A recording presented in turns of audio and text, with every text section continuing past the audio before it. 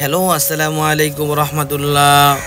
My dear lovely audience, আপনারা কেমন আছেন? আশা করছি সকলেই ভালো আছেন। তো সম্মানিত ভিউয়ার্স, আমি আজকে আমার এই ভিডিওর মাধ্যমে আপনাদেরকে নিয়ে যাচ্ছি আমাদের এলাকার পার্শ্ববর্তী এলাকা তেলিখেলি ইউনিয়নে নদীর পাড়ে। দেখতে পাচ্ছেন কি সুন্দর একটি মনোরম পরিবেশ।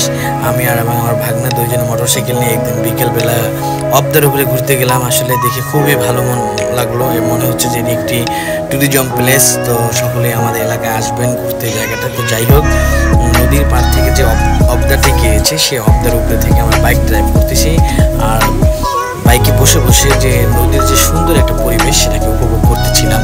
তো তাই আমি একটু ক্যামেরা বন্দি করে নিলাম আপনাদের জন্য। দেখতে পাচ্ছি যে পাশে মাঠগুলো কত সুন্দর, এই যে গরুগুলোতে ঘাস খাচ্ছে, খুবই সুন্দর একটা সিন, খুবই সুন্দর একটা ওয়েদার।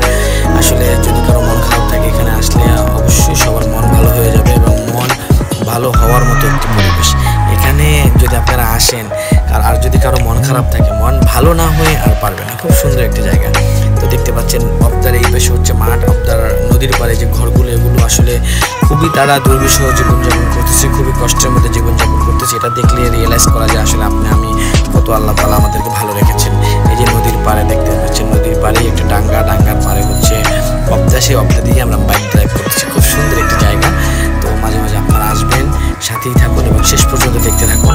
অবশ্যই আপনাদের দেখলে আরও অনেক বেশি ভালো লাগবে যে নদীর পাড়ের মানুষগুলো কিভাবে তারা জীবিকা নির্বাহ করে থাকে, কৃষির উপর ভিত্তি করে তারা যে কতটা কষ্ট করে আসলে চ্যালেঞ্জিং লাইফ লিড করে, এটা আপনারা এই ভিডিও না দেখলে বুঝতে পারবেন না।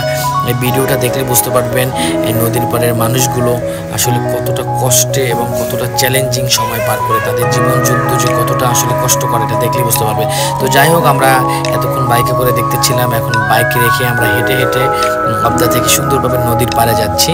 আর সেখানে গিয়ে যে জিনিসটা দেখব সেটা আসলে আমি সবাই দেখলে অবাক হয়ে যাব যে এখানের মানুষ দুইটা টাকা ইনকাম করার জন্য, দুবেলা ভাত খাওয়ার জন্য কতটা যে কষ্ট করে থাকে, তাদের লাইফ যে কতটা স্ট্রাগল লাইফ, এটা আপনারা আমার এই ভিডিওটি না দেখলে বুঝতে পারবেন না। সেই জন্য বলছি সাথেই থাকুন এবং দেখতে থাকুন। আমি নদীর পাড়ে যাচ্ছি।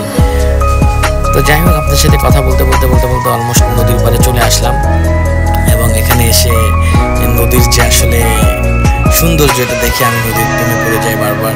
আর এসে এখানে দেখতে পেলাম যে সূর্যটা আসলে অস্ত যাচ্ছে ভাবে আমার একটা সময়। আর সেখানে হচ্ছে আপনারাই দেখেন যে আমার ভাগ্নে আসে, এখানে একটা ডাঙ্গা আছে, সেটাকে লাফিয়ে চলে গেল। আমিও হয়তো বা যেতে কিছুটা কষ্ট হচ্ছে, তো আমিও চেষ্টা করতেছি যাওয়ার জন্য। তো যাই হোক, আমিও অবশ্যই চলে গেলাম। আর এখানে দেখতে পেলাম, আমি দেখতে পাচ্ছেন কিছু মহিলা এবং কিছু পুরুষ, তারা পাতিল নিয়ে বসে আছে, ছোট ছোট নেট জাল নিয়ে বসে আছে। আসলে কেন বসে আছে আর সেখানে বসে বসে তারা কি করে দেখতে পাচ্ছে নাকি এখন বিসর্জন অপেক্ষা করে এসে এই নদীর মধ্যে হচ্ছে এই মইয়াটা, যেটাকে বলে ওই এলাকার ভাষায় বলে মইয়া, সে জাল টানে আর তারা বসে বসে কি করে সেটাও দেখুন। সে এই ভাইটি হচ্ছে সে মইয়াটাই না, এই এখন এটাকে নিয়ে উপরে উঠবে। দেখুন উপরে কি করে আগে যে মইয়াটা আছে, যে ময়লা টলা যেগুলো ছিল এগুলাকে সে পরিষ্কার করে দিচ্ছে। তো যাই হোক, পরিষ্কার করার পরে সে এখন উপরে উঠে আসবে। উপরে দেখতে পাচ্ছেন এখানে ছেলে মেয়ে সবাই বসে বসে কিন্তু কাজ করতেছে, আর এটাই কিন্তু তাদের জীবিকা নির্বাহের মূল উৎস।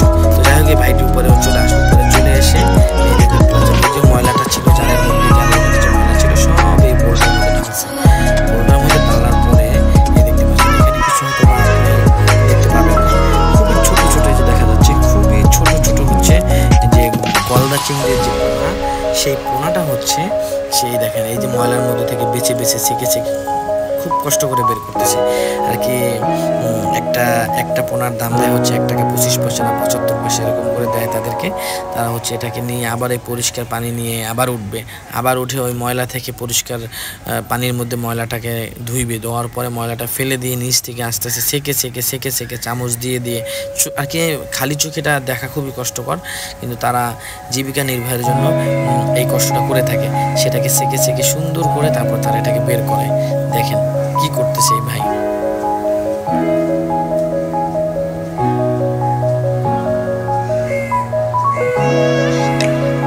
এই যে দেখুন আসলে কাহিনীটা কি, এই যে জালের মধ্যে যে ময়লাগুলো আছে সে ময়লাগুলো সে হচ্ছে